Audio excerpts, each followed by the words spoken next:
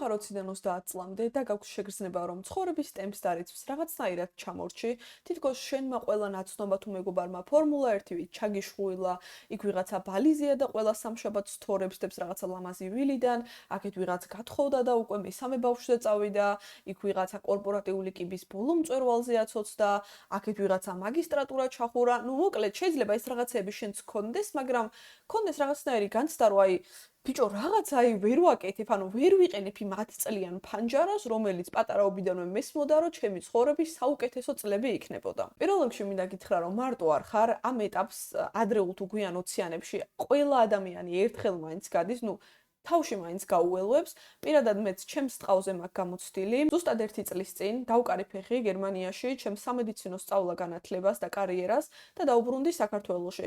მაშინ, როდესაც ზუსტად 4 წელი იყო გასული და ჩემი თანატოლები graduation-ზე ქუდებს ყრიდნენ, ზოგი საერთოდ ბავშვით იყო მისული. ну რა მნიშვნელობა აქვს, უკვე ზოგს სტაჟირება ქონა დაწყებული, მუშაობდა და იმ რაღაც კარიერულ გზას უდგებოდა. მე მაშინ აღმოვაჩინე, რომ უი, ადრეულ 20-იან წლებში საერთოდ არ მაქვს ნაპოვნი ის რის იკეთებაც მინდა. რაღაც გარკვეული backup plan-ი, ანუ გეგმა B მქონდა საქართველოში რომ მოვდიოდი, თუმცა მაინც ძალიან დაკარგულად და კონტექსტიდან ამოვარდნილად ვგრძნობდი თავს. ამბავი იმაზე თუ რატომ დავტოვე სამედიცინო და როგორ შეიცვალა ჩემი ცხოვრება უნივერსიტეტიდან წამოსვლის შემდეგ, აი აქ მაღლა ამონათდება, ან დაბლა აღწერაშიც დავტოვებ და შეგიძლიათ ნახოთ, ჩემი მიგნებები მაქვს გაზიარებული, რომელიც მე პირადად ძალიან დამეხმარა და ვინც ფიქრობთ უნივერსიტეტიდან წამოსვლას ან ფაკულტეტის შეცვლას, ფიქრობ ძალიან გამოგადგებად. 1 წლის წინ ნამდვილად ვერ წარმოვიდგენდი, რომ ამ ეტაპზე ჩემი ცხოვრებით ასეთი კმაყოფილი ვიქნებოდი, მადლიერი, ბედნიერი და არ ვიცი დამშვიდებული. ერთი ისე რომ სხვას ჩემ თავს აღარ შევადარებდი და მეორე მართლა ვიპოვიდი ისეთ საქმეს, რომელიც ამ ეტაპზე ბოლომდე შეესაბამება ჩემს მოთხოვნებს და მოწოდებას. ამიტომ გულიდან გიზიარებთ ყველა იმ აზრს, ფიქს, რაც ამ 2-3 წლის განმავლობაში თავში გამჩენია, რასთანაც ბრძოლა მქონია და ძალიან გამიხარდება თუ ეს ჩემი პატარა რჩევები და მიგნებები ვინმეს აი ამ გზას გაუმარტივებს და მიახვედრებს, რომ საქმე არცე ცუდადაა და საერთოდ საქმე ცუდად არ არის, ყველაფერი ძალიან კარგადაა. ჩემი დაკვირვებით ადამიანები 20-დან 30 წლამდე იყოფიან ორ ძირითად კატეგორიად. ну ხეშად რო დავყოთ. პირველი კატეგორია ფიქრობს, რომ 30 წელს როგორც კი მიუკაკუნებს, всё, მან მთავრდება ყველანაირი ახალგაზრდობა და რაც უკავშირდება გართობას, გულაობას, მეგობრებთან მიდი-მოდის თუ ლაშქრობას, სადაც ეს ახალგაზრდული სისხლი და ენერგია გჭირდება, ყველაფერი ამ 10 წლიან ფანჯარაში უნდა მოასწროს. ну 30 წელს გადაცილებულ ხალხს რო კითხო, ნამდვილი ცხოვრება მერე იწყება, თქვენ ახლა თამაშობთ თუ გვეტყვიან, მაგრამ ну მოკლედ ცდილობენ რომ აი ეს რაღაცა ახალგაზრდული სურვილები დაიკმაყოფილონ.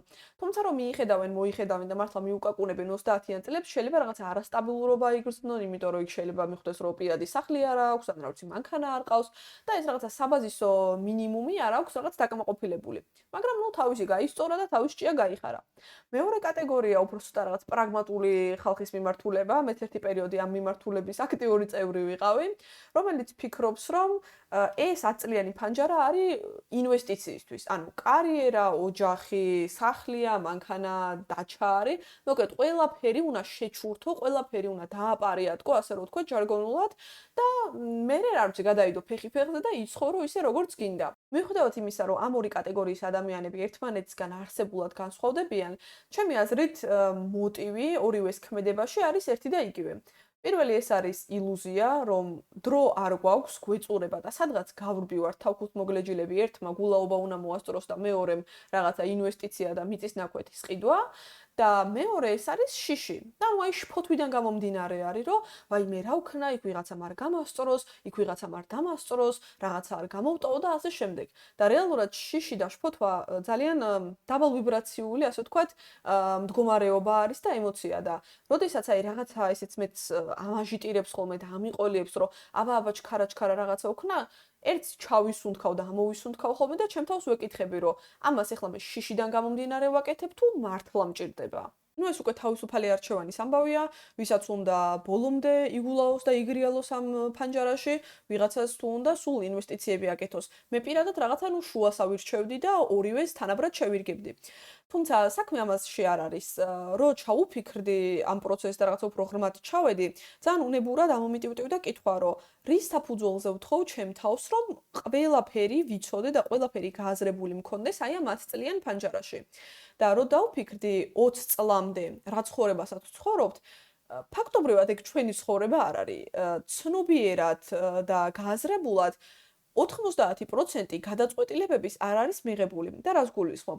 რომ ვიბადებით, პირველ რიგში ვიბადებით ოჯახში, რომელიც რაღაც მხრივ თავის რწმენა წარმოდგენებს, ტრადიციებს თუ აზრებს ასე თუ ისე გვახვევს, ანუ მაგის მიხედვით გვზრდის, მე რა ვხვდებით ბაღში, მე სკოლაში, მე უნივერსიტეტში. ანუ ფაქტობრივად 22 წლამდე ჩვენ ვართ ამ რაღაცა სისტემური აზროვნების ქვეშ და რაღაცა ასე ვთქვათ მარწუხების ქვეშ, რომელიც რაღაცა მარიონეტივით ამ ხელს ხან ასე აგვაწევინებს, ხან ასე. ნუ ეს არ ნიშნავს ახლა იმას, რომ ჩვენ თავში ტვინი არ გვაქვს და ჩვენ თვითონ ვერ გაგვიგია რა გვინდა, არა, უბრალოდ სანამდე ჩვენ სისტემის ნაწილი ხარ, იქნება ეს სკოლა, უნივერსიტეტი თუ მე სამსახური, უბრალოდ იმას ჩაგძახიან და მოგიწოდებენ და გასწავლიან და გაჯერებენ, რაც თავარია, რომ შენი აზრია, რაც მე ისო მათ გამოადგება და მოკლედ სისტემას არგებს. და სისტემას რო თავი დავანებოთ, ანუ ხშირად მშობლები, რომელსაც გულით კარგი უნდა შვილისთვის, ხშირად მათი გადაწყვეტილებაც არ არის ხოლმე ბოლომდე გააზრებული და გაცნობიერებული. აი, ქართულ ცეკვებზე ბავშვები იმიტომ კი არ შეყავთ, რომ უმეტეს შემთხვევაში რომ ბავშვს სიამოვნებს და ჰობია.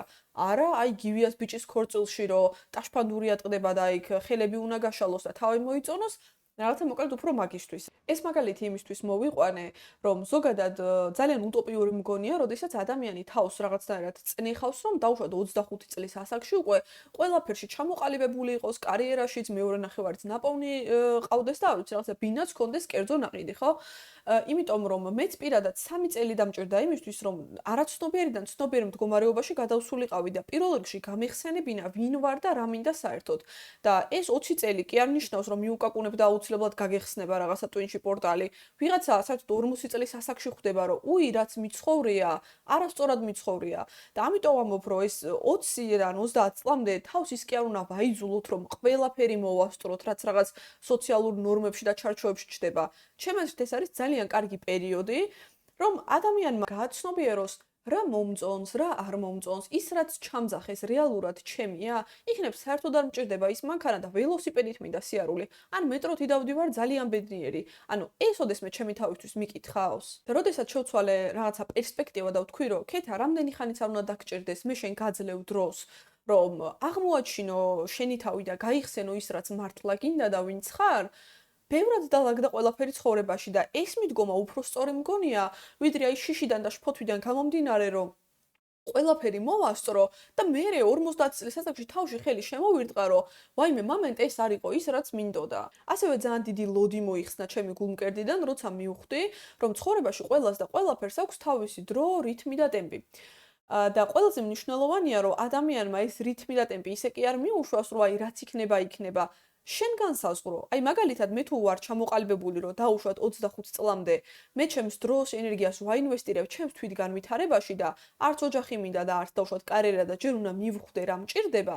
ვიღაცა რომ ბავშვის ფოტოს დადებს იქ ჭოჭინიდან თუ მეორე ადამიანი კორპორატიული სამსახურის ლიფტიდან რომ დაპოსტავს სელფის, ანუ ეს მე უკვე აღარ შემეხება და აღარ ამაფორი აქებს, იმიტომ რომ მე ვიცი რომ ჩემი გზის კაპიტანი ვარ მე. თუ მინდა სწრაფად წავალ, თუ მინდა ნელა წავალ. ჩვენ ცხოვრებას ისე ნუუყურებთ, რომ თითქოს ჩვენ რაღაცა უკანა სავარძელში ვხედავთ. ანუ ჩვენ ვართ მძღოლი, ჩვენ შეგვიძლია განვსაზღვროთ და დავაწესოთ, რომ ამ წლამდე მინდა ეს, ამ წლამდე მინდა ეს. თუმცა ეს რა თქმა უნდა, როგორც ვისაუბრეთ წინასე, უნდა იყოს რაციონალურად გააზრებული და ისეთი რამე არ უნდა მოვთხოვოთ ჩვენ თავს, რაც რეალურად არ შეგვიძლია და არ შეესაბამება იმ მომენტში მდგომარეობას. ადამიანი როგორც კი გაიაზრებს, რომ მას აქვს თავისი ინდივიდუალური გზა, რომელზეც არის თავად პასუხისგებელი და აქვს მართვის სადავეები ხელში აღებული და იქ კიდე სამყარო ღმერთი რაც გინდათ დაარქვით, უკნიდან ზურგის ქარს მოგცემთ, უკვე ადამიანი ძალიან ბედნიერი, თვითკმარი და სავსე აგრძელებს ცხოვრებას, ისე რომ აღარ იწყებს თავისი ცხოვრების შედარებას სხვებთან, ვინ მაჯობა, ვინ გამასწრო და უკვე ის ფაქტი, რომ ხომ არ ჩამოვრჩი, აღარ ჯდება დღის წესრიგში.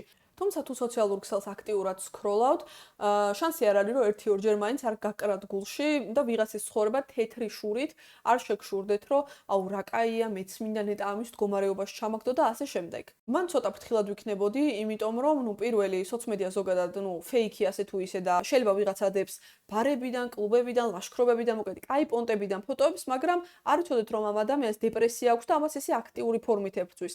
ან შეიძლება ვიღაცა დააწინაურეს და დადო ახალი ფოტო თავისი ტყავის სავარდლიდან, მაგრამ არ იცოდეთ რის ფასად მოუწია ამ ადამიანს დაწინაურება და როგორი დავუშვათ შფოთვითი აშლილობა აიკიდა.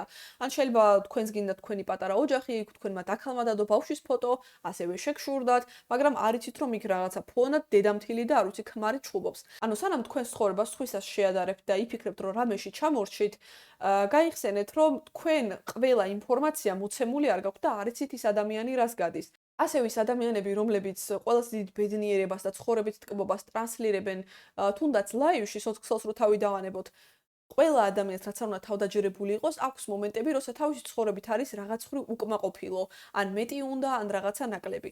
ამიტომაც, სანამ რაღაცა უკმაყოფილებას გამოვთქვავთ, ამ დროს ჯობია გავიხსენოთ, რომ ჩვენ გვაბარია ჩვენი ცხოვრება, სხვისას მოვეშვათ, ავიღოთ სადავეები და კონტროლი იმაზე, რაც შეგვიძლია და უკვე მე მოკეთ ეს ყველა გარე ფაქტორი ჩაიხსნება.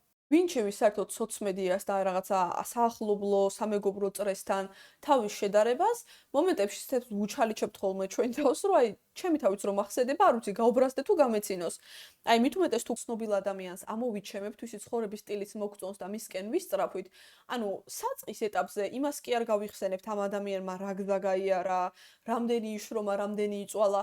არა, აი, მე თუ რაღაცა მისი worksheet-ი ან რაღაცა პროგრამა გავიარე, მინდა რომ მეორე დღეს ეგ ტიპი გავიჩითო. ანუ რანაირად, ხო? მერე ჩემ თავს ვეკითხები, რომ ანუ ქეთა ვის ადარებ თავს?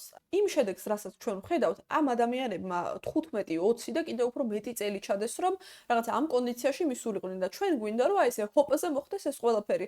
მე რა თქმა უნდა ის რომ ასე არ ხდება, ვისტრესებით ხოლმე. მეტაფორული შედარებები რო ძალიან მიყვარს, მიხვდებოდით თუ ერთი ვიდეო მაინც გაქვთ ნანახი და აი ეს მომენტი რასთან დავაკავშირეთ, რომ აი წარმოიდგინეთ რაღაცა 500 წლის მუხის გვერდზე, რომელსაც ფესვიც მაგარი გადგმული აქვს, გარედან საფარიც ძალიან მყარია და მოკლედ ფოთლებსაც ძალიან გადასარევად ანარნარებს, გვერდზე ჩაურგეს რაღაცა პატარა ნერგი, რომელიც ხარ დიდიაში თქვენ და მე.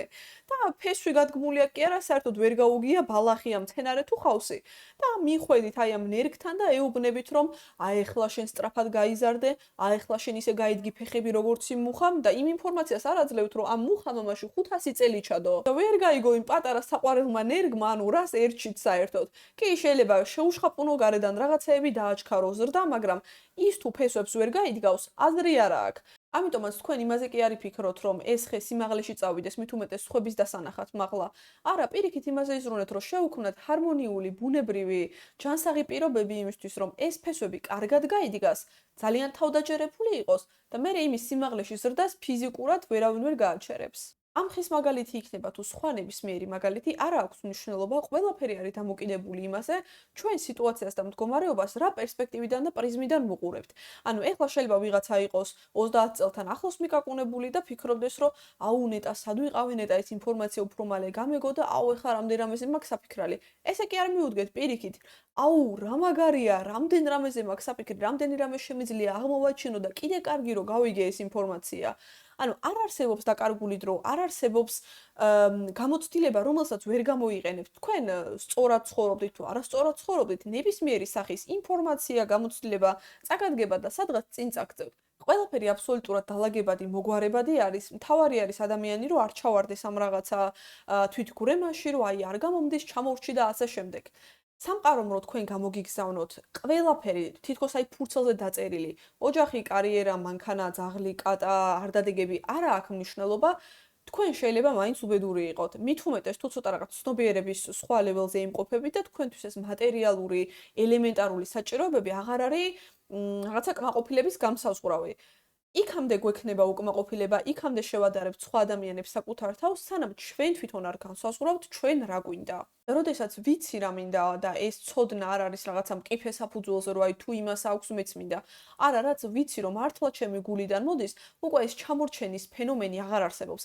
აღარავის აღარ ვადარებ უკვე თავს. და მერე სულ სხვანაირი სიამოვნება შემოდის, როდესაც ადამიანი აი ამ თავის ინდივიდუალურ გზაზე იწყებს სიარულს და მისი ერთადერთი კონკურენტი არის ისევ და ისევ საკუთარი ოღონდ გუშინდელი თავი. თუ მე გუშინდელზე უკეთესი ვარ დღეს, всё, ეს არის ჩემთვის უკვე ყველაფერი. თუ არ ვარ, ეგეც არ აუშავს. უკან წავედი ერთი ნაბიჯით, არც ეგ არ აუშავს. მთავარი ამას გაცნობიერებულად მიუდგე და ვეცადო, რომ წინ წავიწიო. ეხლა შეიძლება ვიღაცა უკმაყოფილო იყოს თავის ცხოვრებით და ამ საკითხებთან რაღაცა ვერ რეზონირებდეს, მაგრამ უმეტეს შემთხვევაში აი გადაახვიეთ 2 წლით უკან და გაიხსენეთ ის ცხოვრება, მაშინ რა გქონდათ, რა გინდოდათ და ეხლა რა ცხოვრებითაც ცხოვრობთ, ძალიან დიდი ალბათობაა, რომ ბევრი სურვილების უკვე აგიხდათ. დაფიქრდით? ხომ ასეა? აგაშენებთ ღმერთი. ეგ არის მთავარი, ანუ რაღაც ხრი ცოტა ნდობა, ცოტა სადავების ხელშეაღება, ცოტა ის, ცოტა ეს და მოკლედ აშენდება სოფელი.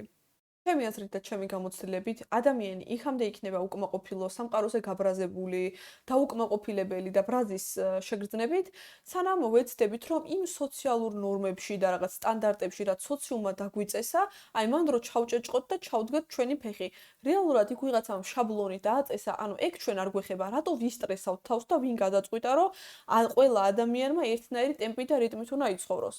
მაშინ გამოანათებს მზე და მაშინ იქნება ყველაფერი კარგად, როცა ადამიანი მოქმედებს გულიდან, ავთენტური მედან, სხვადასხვა ავთენტურობაზე, თვითგამოხატვასა და საკუთარი სურვილების გაჟღერებაზე მაქვს ვიდეო ჩაწერილი, ზემოთაც ქვემოთაც მოკლედ ყველგან დავლინკავ, ასევე გამიზიარეთ თქვენი ემოციები, განცდები, ეს ვიდეო როგორ შეგეხმიანათ, თქვენ რა შეხედულება გაქვთ ამ თემასთან დაკავშირებით, მგონი იდეაში კაი დიდი ვიდეო გამოგვივიდა.